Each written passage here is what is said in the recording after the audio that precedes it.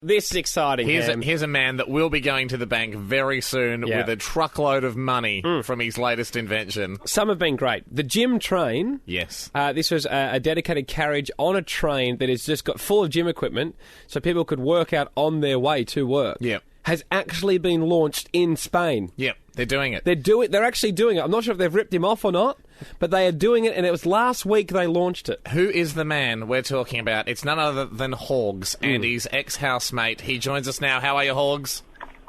Oh, yes. This is exciting. That is a confident, proud whistle. The invention call of the Horgs bird. Horgs, were you aware that in Spain they're taking on the gym train? You're kidding. No, I'm not kidding. That's, we could sue them, I reckon. Well, I'm not sure whether we could. I reckon since we were lacking the millions and millions of dollars we needed to start up the gym train, maybe it is a better idea just to look at legal action once people do pinch the ideas. Well, okay, we'll look into that for you, Hawks. That's not a problem. But you've got a... or we might... Good, so that you're happy with us to run the lawsuit now. We'll just check in with you once we get the money. Or we'll do the same way you approach your ideas, is say we'll do something and never come back to it. And then just next week go, you just wasn't feeling it anymore. Hogs, now, just quickly, I've noticed that we have been talking, and there's been no jingle or anything you guys promised last time. Our bad. You do have us on that one. Yeah, yep. Well, now you know how it feels to not deliver. Come up with a jingle. Okay. Yes. No. Our bad. Well. Let's just. We just put that in the tape recorder now. Yeah. And that's the tape recorder going in. Invest with him under no false pretensions, ladies and gentlemen. It's Horgs Inventions. Hogs. Yeah.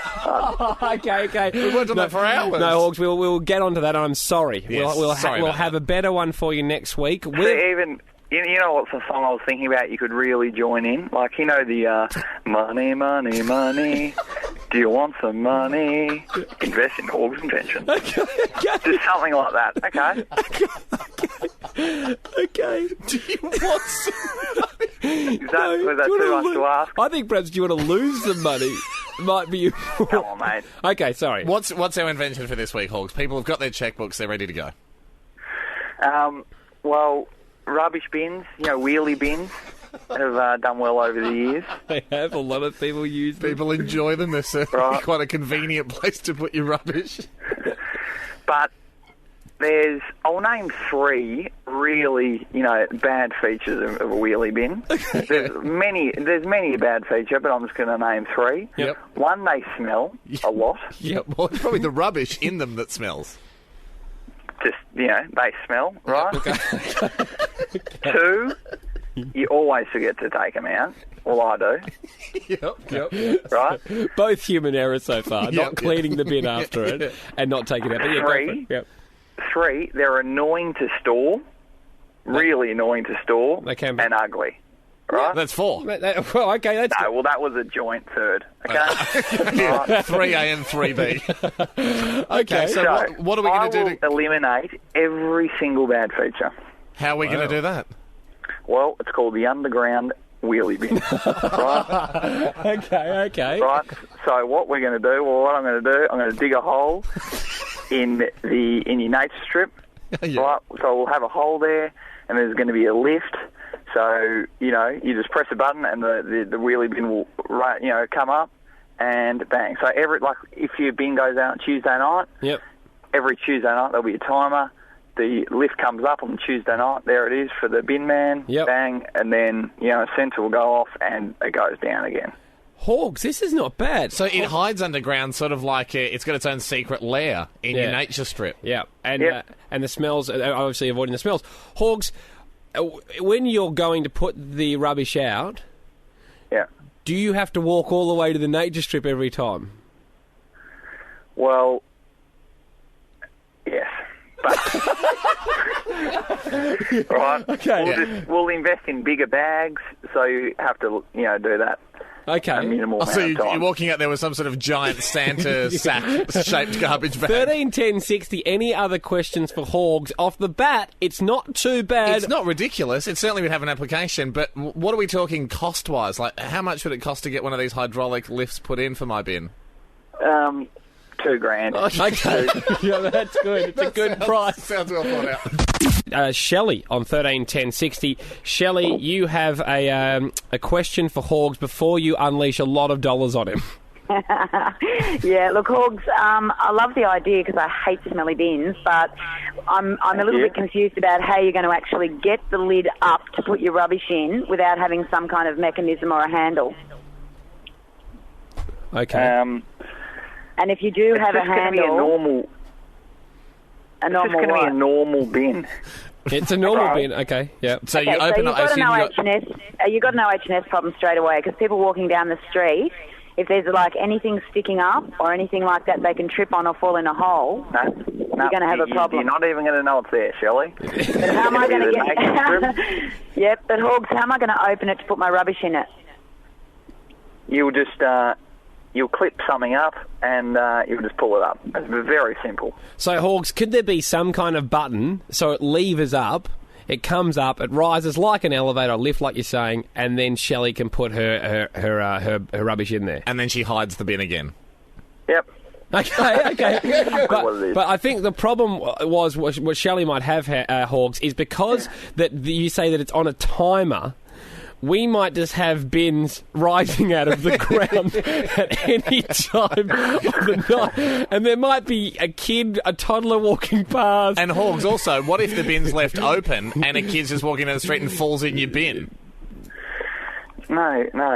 It's only going to be open if it's going to be up, like, a normal bin sitting on the nature strip. Okay, so the lid has... there's going to be an alarm bell going off before it comes up. Okay. So that won't be annoying. Reversing. That won't be annoying for the neighbours. On a Tuesday morning, the whole neighbourhood's got alarms going off as all these bins rise out of the nature strip. The price you have to pay, mate. It's the price you have to pay. No, David, it's not. $2,000 is apparently the price you have to pay for David this. on 131060, your question for Horgs.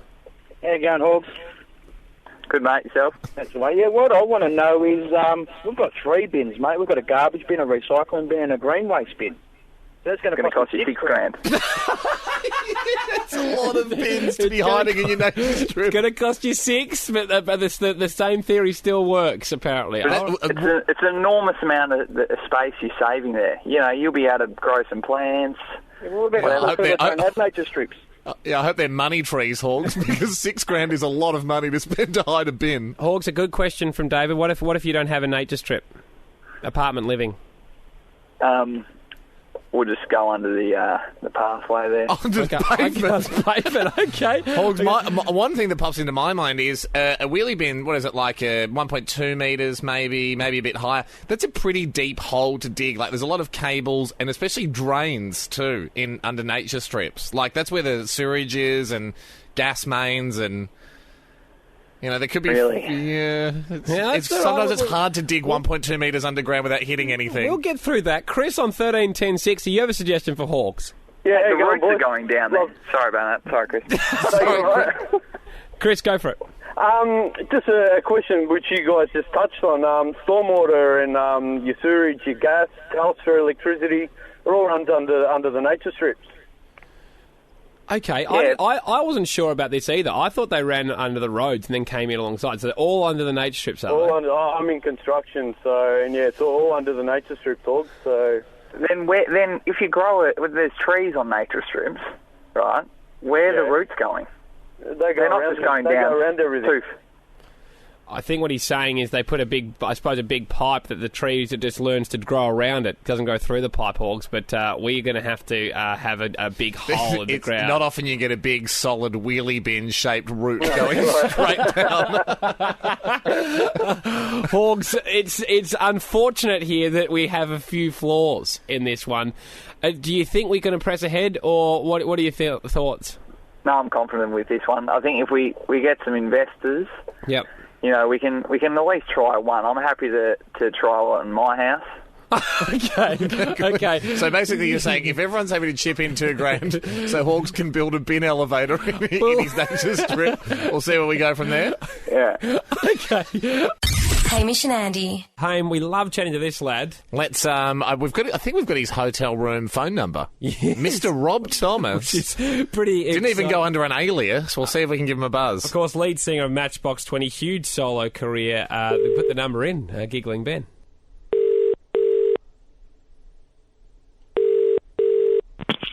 Hello? Is that Rob Thomas? Hello, it is. It's Hamish and Andy. How I you know going, it is. mate? What's going on, guys? Yeah, good. Wow, does our number come up on the hotel phone?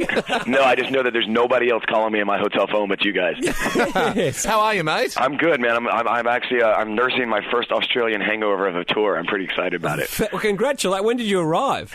Day before yesterday. Okay, so you got to Oh no, wait a minute. Yesterday. Okay, 1 out of 2. Wow, so One it out already of 1. feels like you've been here 2 days. That is a hangover. Congratulations on a great start to the tour. I'm pretty proud of myself, yeah. How did it happen? What were the circumstances in which we were able to give you your first hangover? You know what? It wasn't even that that amazing. I think it's just we went out and had a long late dinner. We found some great cigar bar and just closed it down. Of course.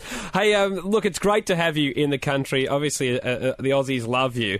You are doing a lot of Day on the Green gigs, amongst others. Some wineries in the Hunter Valley as well, but all around the country.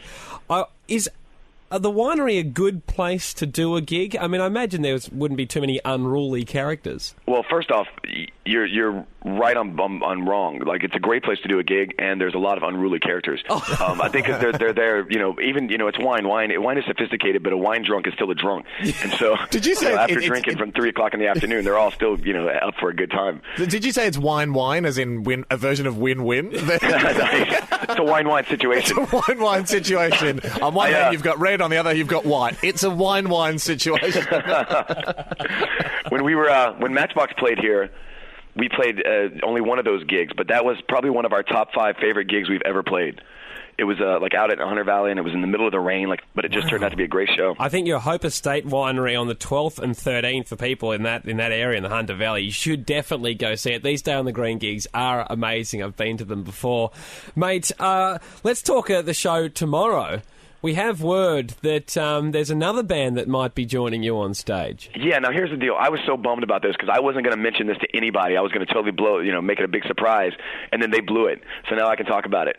Well, let's just assume people haven't heard it. We'll build up the suspense, and we look like we've got the exclusive. No, yeah, tomorrow night, all the NXS guys are here in town in Melbourne, so tomorrow night we're all going to get up on stage together and do some NXS songs. That's amazing. Rob Thomas it's more than amazing. Meets NXS. Now, I know you're a fan of NXS for some time. Do you get to pick which songs that you get to sing fronting NXS? Yeah, I got to call John and talk about it. I mean, one of them is one that that I recorded with them, and then another one is just one that I love. And we, I got a chance to do Original Sin with them. Oh, wow. Amazing. And they turned it into like this really just crazy, beautiful dance mix with this Cuban singer. It's really kind of one of the coolest things I think I've ever been a part of. I can't wait for people to hear it. Well, I was so excited that I was like drunk on the plane coming over, like playing it for Aussies on my iPod. Because Virgin has the bar on the plane, which is never a good idea. So we're all like hanging out at the bar, and I'm just playing it for people that come up. Like, here, listen to this. Rob, you've had a few drinks on the plane. You coming off a hangover last night. You're playing gigs at wineries. Will you remember anything from your Australian tour? Not if I'm lucky. Not if I do it right. Well, do you feel a little bit like a competition when, in a way, that you get to stand on stage and play with one of your favourite bands? Do you still get that moment where you feel a bit starstruck? Yeah, totally. I mean, when we were recording, just the idea that I showed up there to the studio and just having the entire band there and just how just amazing they are. And I mean, at 38, that's what I grew up on. You know what I mean? Like, Kick was one of the seminal records in music when I was growing up in pop music. And so, for me to be able to do some of those songs, and I don't think anybody does any of those songs justice, obviously, the way that Michael Hutchence sings them. But for me to be able to come in there and just be a part of that world for a minute and just be like a kind of honorary NXS member for a minute feels really good. Well, as Rob Thomas now, I mean, I'm sure there's a lot of bands you listened to when you were growing up that have since disbanded. If you could go back in time and play with any band from your childhood, who would you go for? That is so easy. Color Me Bad. Oh my God, I'd be UB40, who were of the same I totally era. want to sex them up. I'd be the third Proclaimer. Hand me some glasses. I would be Peter, Paul, Mary, and Rob. Andy, you'd walk 750 miles. So you each take 250. Rob, we've got to go to a song here. Would you mind sticking around? Because Hamish and I have got an idea for you that will require your complete buy-in and maybe a massive change in your life? How did I know that was going to happen? You guys, it's never just an interview with you guys. It's always some sort of life-changing event. Rob, I mean, you're so good at being Rob Thomas. If we may say that. I think it's one of the things I'm best at. Yeah, well, I think you're easily the best at the world. So what we thought we'd do is maybe you need a change with that. I mean, you've been doing Rob Thomas so well for so many years. Andy and I thought today, can we step in as image consultants? Okay, can we look at rebranding Rob Thomas? Please, please. Feel free to mould and sculpt as we go.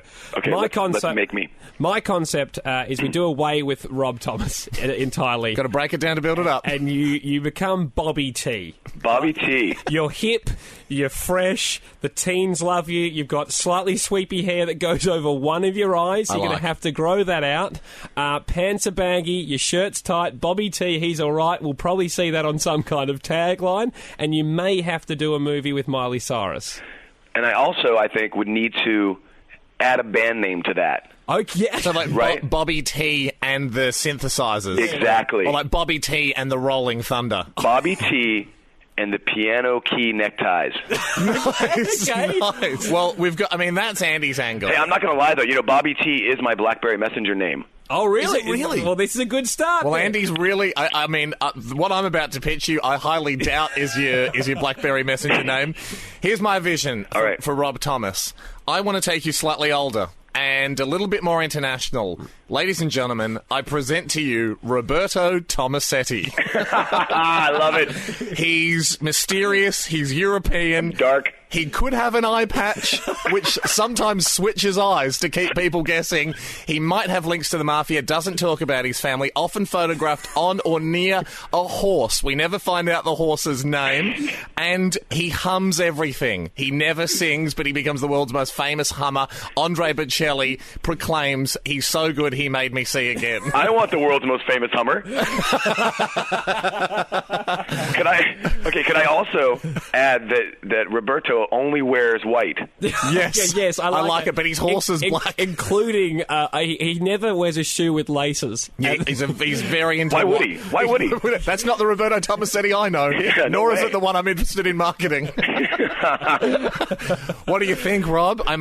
This is... Okay, as much as I loved the Bobby T idea, yeah. I can see myself in the white suit and the cape and the beret and the eye patch.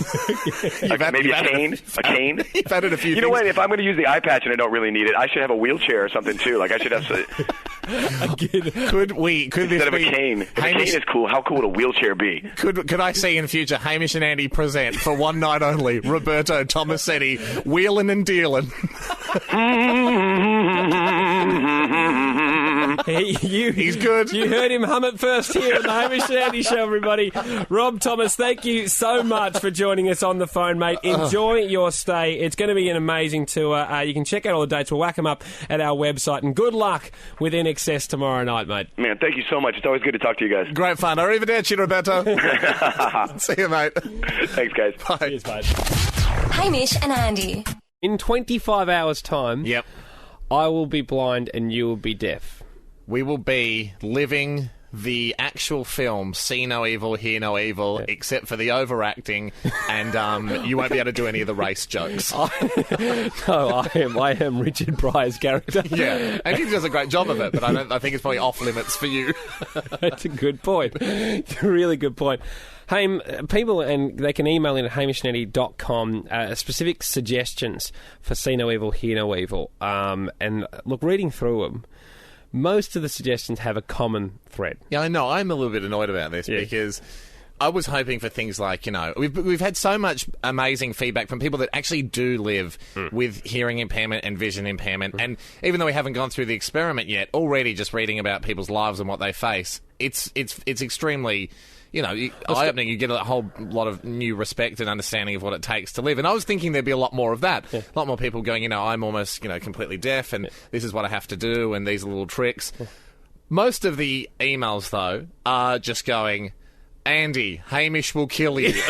Alert, you cannot trust him. Which I find offensive, gang. We're a team. I had this wonderful email. I think it was a girl called Jessica saying that one of her friends sadly lost her vision and said the scariest thing was eating, so she would only eat around her mum because the only person she could trust. Of course, these are all things you don't think about. She said, I would suggest never eating around Hamish. Oh, come He on. cannot be trusted. Here's another email for you. Andy, wear gloves. You don't know where Hamish will put your hands. Gloves? You're still in charge of your hands. I know, Haim, but the worry is, and everyone's seen it from a long way away, is trust is a huge issue. Trust is a must. I've always said that. You just don't abide by it. Now, Haim, I sent you an email earlier today. Did you get it? Yes, I did. Do you know the email I'm talking about? Yeah. That email, everybody, said, Hamish, can you please not open the attached photo? But what a weird email to send. Well, first of all, this is entrapment, first and foremost. not. So I'm being entrapped at the moment by a best friend. No. Hey, mate, please don't look at the attachment. Yeah. So I look without opening it up, I look at the file name of the attachment. Yeah. Megan Fox nude. Yeah, and so I was across the other side of the room with a pair of binoculars going, wonder what he does here. Wonder whether he's going to lie to me. So what'd you do? Briefly, I clicked on the attachment only to be grossly disappointed. I mean, you talk about trust. How's this? I trusted you to have properly sent me a nude photograph of Megan Fox, and instead I got a picture of the word trust with a line through it. And I think underneath it was, can we build it? ?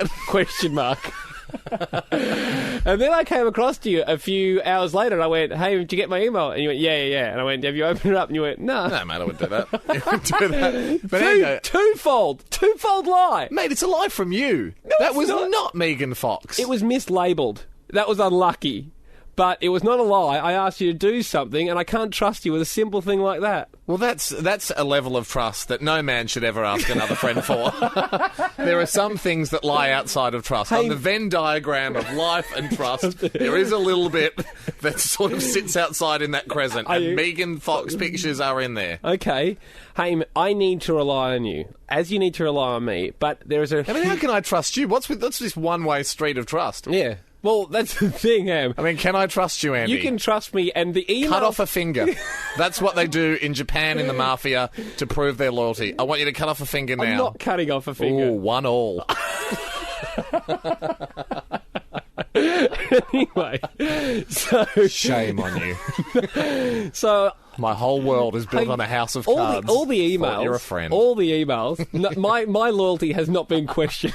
The emails are 99% questioning what you might be able to do. I do appreciate that vocal 1%. Now, Haim. Yeah. So today I've brought in... I bought in an old-fashioned super soaker. Yep. I've been pumping it for a while. Yeah. And I want to pass it over to you.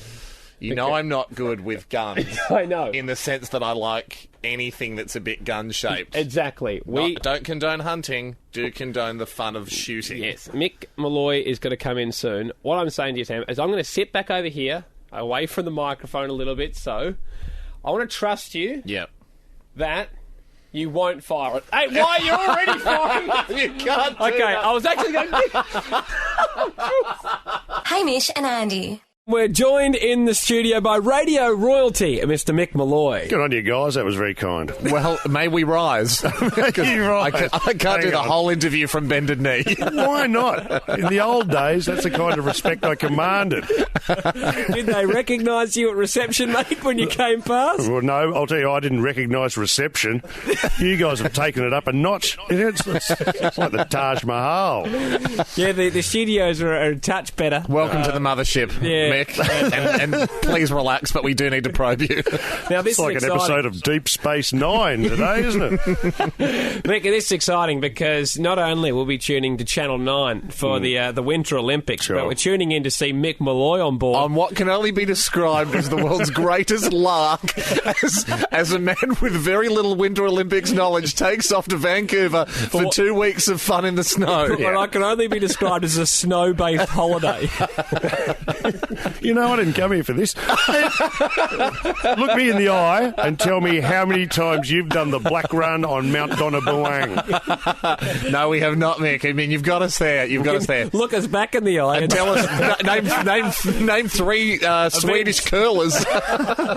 Jürgen. I'll take a punt of that. Look, I think we all agree I'm not Bruce McAvaney. I won't be up every morning at 3 practising my Eastern Bloc names. But I think that's what people want in the Olympics, Mick. That's what I'm looking forward to. You know, you and Eddie are doing a show called Vancouver Gold, which is going to take us through the day's events. Sure. Is it optimistic calling it Vancouver Gold? You didn't think of starting with Vancouver Bronze or Vancouver Participation Award? That was the name of the last show I did when I was covering the Sydney Olympics. It was called Going for Bronze. And you laugh, boys, but I have a rich history because not only have I covered the Sydney Olympics, I've also covered the Commonwealth Games. I commentated the Lawn Bowls. Yeah, you did it. It was outstanding commentary, the highlight of the Games for a lot of people. That's a sad reflection on the Games, really. What an indictment on Melbourne. You'd think they would have learned, but no. Here I am back at 9. We just can't work it out, me and 9. We've already been on what I describe as 2 awkward dates. And we're giving it another crack. So, mate, look, in all honesty, I'm looking forward to it. It's a rare opportunity. It'll be the greatest show of the year, really. And I'm talking about the Olympics, not our show. I was going to say, you've already called it Vancouver Gold. Yeah. How much more arrogant can we get? Nick, we've got to go to Vancouver Platinum. Do you know what? I'm thinking of actually competing. Still joined in the studio by Mick Molloy. Olympic specialist. That's it. Mate, no, you worry. When I'm on that plane to Vancouver, I'll have forgotten all about you two. Nick, we've been unfair. We have been unfair, and I'd like to You reckon? I'd like to say, here's quite a serious question. You've probably done a fair bit of these type of interviews for Channel 9 heading into the Winter Games. Has anyone taken you seriously? No. It's been universally, how'd you wangle that? What have you got on them at 9? Are you sleeping with Kenny Sutcliffe? Can you get me a Canadian Rockies Mounties hat while you're over there? Because I know you'll spend most of your time shopping and drinking. Well, here's my first segment. I was thinking of following a Canadian Mountie around with me dressed as a Mountie following him around on a Shetland pony. The old mini Mounties on the back of a chestnut pony. See, it doesn't quite work. Oh, to chase criminals into those hard-to-get nooks and crannies in the Rockies. Well, I got to second you two. I mean, I remember you guys doing shows from Beijing. Yes. Don't worry. And what level of expertise did you bring to the table? I seem to remember all we did was basically eat horse penis. Which is a delicacy. Rebut amateur advances from the female swimming team is what I heard around the grapevine. I don't want you to take our horse-eating antics into your Canadian Mounties police sketch because I don't think that they'll take to that very kindly. Nick, a theme I've found, and I've done research for this interview. You know, you look at your Maguires, your Sutcliffes, your Brayshaws, other people manning up the team from Channel 9 to go across to the Winter Games. They've all got a shorter haircut, and as I look at you right now, you've obviously complied. You've gone for a shorter haircut. Is this something? This a Channel 9 directive? Channel 9 directive. Well, if I had my way, everyone else is in the Channel 9 beanies. I'm trying to get away with a Channel 9 balaclava. I think it'd be a great look on the slopes. It does well. It does well at the snow. Now, Mick, obviously, we do have a good Australian contingent heading over to Vancouver. We sure do. You will be barracking firmly for Australia. I will, whoever they are. Are there any countries you're against, specifically against? Yeah, I'm over the Nordic types. Yeah. I know. Yeah. They've had it too good for too long. They have, haven't they? Fence sitters. That's exactly right. I'll be giving them a heckle as they come down the mountain. Don't you worry about that. No, the Scandinavians, the Nordics, any of those Eastern Bloc ice hockey teams, they've had it too good. Yeah, bring back Tonya there is Harding. An element. There is just for all disciplines. I mean, even curling, I'd love to see a run on there and snap a broom. Mick, we should point out, doing a Vancouver Gold, which will be great. A primetime broadcast with Eddie to wrap up the day's events. Though, if someone is sick in a key position in a commentary box, I'm sure you'll be asked to take up position. I could do the four-man bobsled on my own. Really? With a couple of modifications. I'd like a cup holder in there somewhere, maybe an ashtray, a little few orange on the dashboard. I don't know. Yeah. Traditionally, the guy at the front of the bobsled ducks down for wind resistance, but you just ducked down so your cigarette didn't burn out too quickly. Just trying to keep it out of the wind. I'll be the only bobsled in history to duck through a drive-through bottle shop on the way down the mountain, let me tell you. Mick Molloy, thank you very much, mate. Good luck at the Olympic Winter Games. I think you're an excellent addition to the team. Thank you very much, and thank you for shattering all my dreams. Yeah, no, we can't wait. I'm not going to do it now. No, we can't wait, Mickey. It's going to be good fun. Vancouver Gold, coming up soon at the Winter Games. This is Hamish and Andy. Ando, last night, in the middle of my hectic schedule, just between board meetings and phone calls to the ambassador, managed to catch iPhone games. Managed to catch some Greyhound racing. Oh, did you? And we're a fan of the Greyhounds, and came across a dog that I think has my favourite Greyhound dog name ever. Really? Because, they have lofty names. They do, often. they do. Can you think of one that is more awe-inspiring than this? Satanic Ruler. The dog. Satanic Ruler. It's a bit scary, isn't it? It is scary. Here's the funny thing, and it's probably an annoying thing for Satanists, because he ran third. Okay. So it's not a great ad for Satanism if your ruler couldn't beat two other dogs. I mean, you are meant to be the dark overlord of the whole world. And I assume... it was only two options, I reckon, for this dog. Yeah. First, rules everything. Or last, didn't care. Didn't care. It would have been great if he just sort of wandered off and then disappeared in a burst of flames. Yeah. That's what you'd expect from a satanic ruler. Yeah. But the funny thing is, you go, I assume, if he is the satanic ruler, like if I did actually see, and I've not ever seen a religious head of state, if you will, if I was indeed watching the satanic rule, the ruler of all Satanists last night, you'd assume, I like to think that he is like a bit of a shapeshifter. Yeah. Like he is the devil, and he's going, I'm not doing anything tonight. I'll turn into a dog. Yeah, I'll have a run. I'll enter myself in this race. Yeah. It's only going to take 40 seconds, and then I'll get back to ruling the underworld. Yeah. But then maybe when he went back to business, he was a bit depressed for the rest of the day. Like, Satan, what's wrong? No, just I know I shouldn't worry about it, but I did turn into a dog briefly and run on Earth, and I just couldn't get my pace on. I got bumped on the first corner, and I'm not going to condemn any souls today. I think I'm going to take the day off. I'm a bit rattled by it. Hamish and Andy. Tell me, mate, lend me an ear, because I'm here for you. Thank you, mate. Any troubles you're going through, I will help you through that. I will happily listen to them and then snigger. I'll happily listen to them and then laugh with them with my mates behind your back. Well, here's the next one.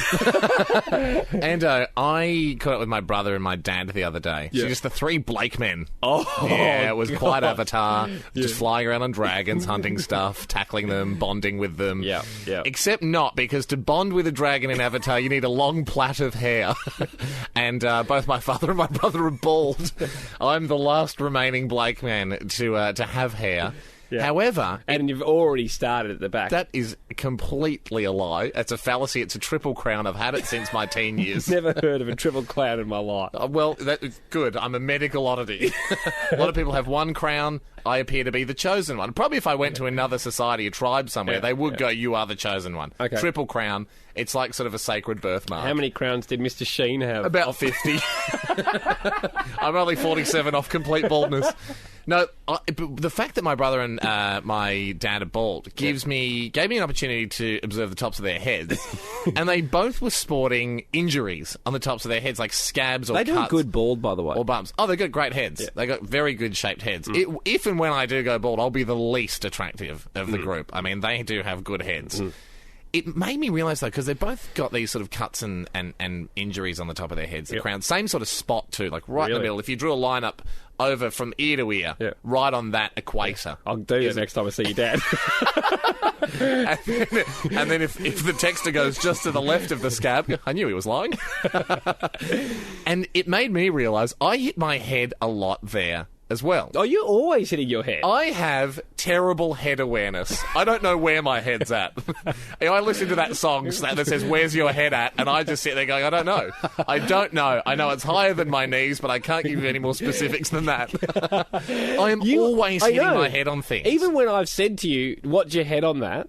I'll just do it. Not only will I do it, his head. I'll do it again. I know. My head has a brain, but doesn't go to any effort to protect the shell that it lives in. Why is that, do you think? I don't know. But looking at my brother and my father, I was like, I reckon this might be hereditary. Obviously from Dad. Yeah. We've inherited, on the male side of the family, no head awareness.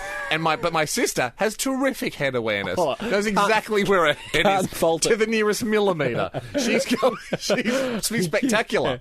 She could do a show at SeaWorld and just catch hoops on her head and stuff. She's very good. Oh, she's great. I've seen it. Unfortunately, on the male side of things, we just have no head awareness. Now, I don't know if this is an actual, neurological thing that you can inherit. 13, that's why we do this. 13, 10, 60. Why go to doctors or the medical world when we can just open up the phone lines? I would like to know if you reckon you have inherited an area of your body that has no awareness. Oh, you have no idea. Some people, often teenagers have it. They just don't know where their hands are because that was my excuse, Mr. Brown.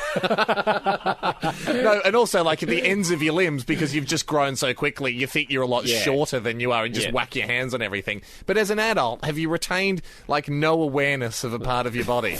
Louise on 131060, do you have something like this? Is there a body part that you're just not really aware of? There is. It's called my hips and door frames. They like to collide. Oh, yeah. So you've got bad hip awareness? Yeah, I have really bad hip awareness. Sorry about just that thing we said before about me having terrific hip awareness. I feel like we rubbed it in. Now, Louise, what can you do about this? I mean, do you have protruding hips? Some people have nice, childbearing hips, and they might be out a bit further. I don't know, because I haven't had kids yet. I'm only just about to turn 20, so I'm a little bit, don't know, but I seem to have quite wide hips. And how many times a week would you hit your hips? Probably once a day. Once a day? Oh, that's beyond a joke. Yeah, that's where you get to wearing hip pads.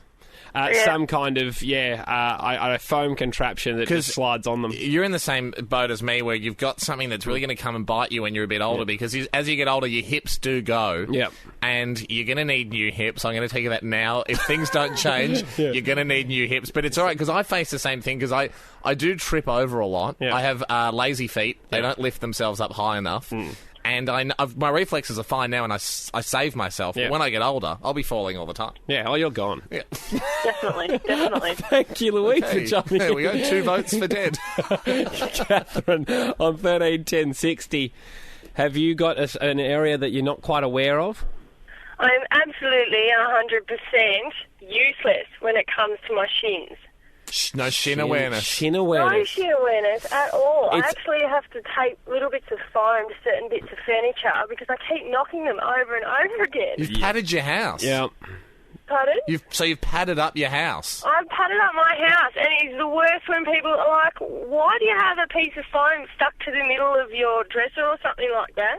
And I have to actually explain it's because I'm a complete retard. You've got bad hip awareness. Bad shin awareness, Shin awareness. You could actually go, I've just got heaps of toddlers around, I don't want them to hit their heads. But I appreciate your honesty. At some point have to pull out a toddler, though. I was going to say they might actually ask me to produce one, and then I'm in big trouble. Then you're in a whole other world of hurt, looking at Yellow Pages, rent a toddler, how much? $50 an hour? What? Nicole on 131060.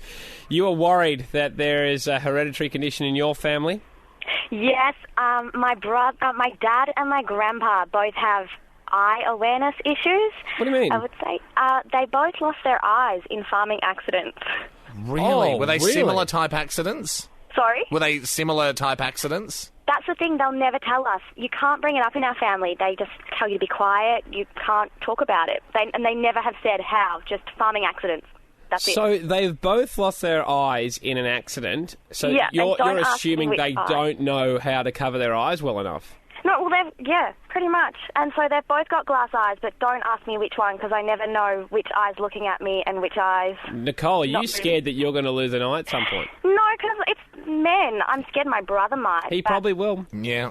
Yeah. I'm pretty safe. I would get, though, some kind of glass for him, for him to wear full time, I suppose. What, like a safety goggle? Glasses, like the squash glasses. Yeah, squash glasses. I don't think it's too much to ask for, Nicole. Particularly in magpie swooping season. Oh, yeah. You get him out there with an ice cream bucket on his head and some safety goggles. Yeah, maybe for Christmas. It's a cheap present, but the thought's there. This is Hamish and Andy. Very keen to find out what you said. So you should, Ando, because it's a really good thing I've done. All right, so to bring everyone up to speed, we've been given access to a terrific Coles supermarket. Yeah. We thought that next Friday, could we give a couple the wedding of a lifetime? Oh, 5 lifetimes. Walk down the aisle. You could be reincarnated 4 times and not get a wedding as good as this one. Yeah. Walk down the aisle. Which aisle? Aisle 7 if you want. Yeah. Walk down them all. Yeah. Take you a while, but you can walk down all the aisles in the supermarket and we'll marry you in the bakery section. Absolutely. Ham, we should point out it's Coles supermarket. They've got the quality, the value and convenience of Coles. This Valentine's Day, obviously they've got a lot there. What's more romantic than getting married the Friday before Valentine's Day at Coles, have your reception in the chip aisle or the bakery? I think it's too savoury. I think you want the reception in the chip aisle. If they have meat pies. That will change things. That could change. If we're at a Coles, that will do, hot pies. I wonder whether we could... Yeah, I'm enlisting. Yeah. Maybe you haven't needed chickens. Would everyone just like roast chicken? I'd love a roast chicken. But you want more than that at the reception. Maybe not.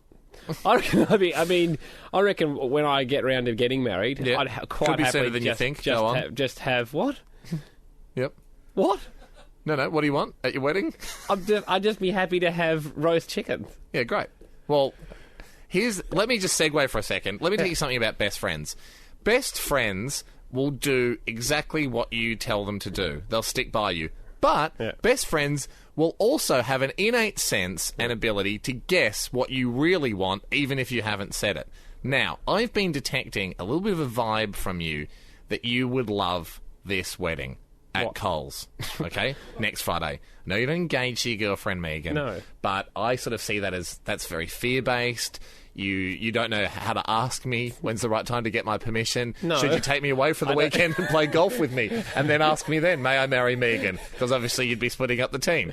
Maybe it's from that. I want you to know... to do a radio show with me. I want you to know you have my blessing, and maybe I that's... don't need it, and I actually don't want it. In this vein, Ando, and I know you're probably going, I'd love this Coles wedding, but terms and conditions, I work for the station, I'm not allowed the prize. No. I don't care. I was happy to waive the rules. Earlier today, I called Megan to generously offer this gift from me to you guys. This is how it went. Hello.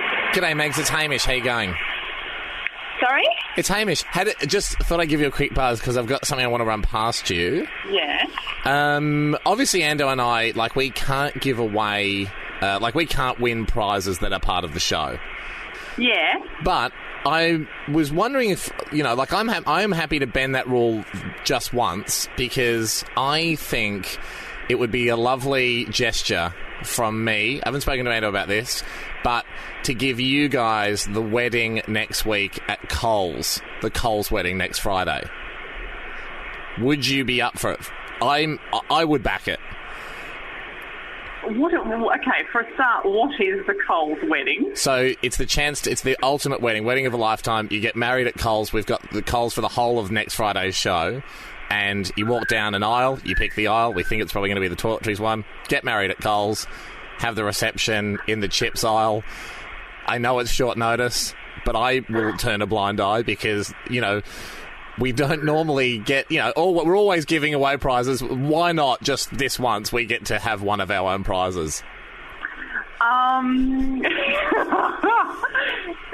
It's exciting, and it's exciting time in a girl's life. You know what? I can tell you're thinking it over. It is. Will you marry him? That's not what I'm thinking about. Will you marry him? I'm thinking a million other things. Let me propose on his behalf. Why is Hamish calling me about having my wedding in Coles? Let me propose. Just slight little side note. Let me propose. Andy and I aren't even engaged. Let me propose on his behalf. I'm on bended knee. Will you make him the happiest man in the world? Marry him, please. Next Friday at Coles. When you're a little girl, this really isn't how you see it all panning out. Don't be silly. Of course it is. I'm leaning towards no. I got to tell you, this has not gone the way I thought it was going to go. This is a 180. Well, I mean, is there anyone else you can try and... Oh, yeah, people can register at hamishandandy.com. She balked. I tried to do the greatest thing a best man has ever... I assume I'm best man. The greatest thing a best man has ever done, and instead, you guys wouldn't buy it. I put our broadcast license on the line by trying to sneakily give away our own prize to one of the team. First of all, this is how rumours start. Second of all, this is how enemies start. And you're not going to be enemies with Megs. You guys will always be friends.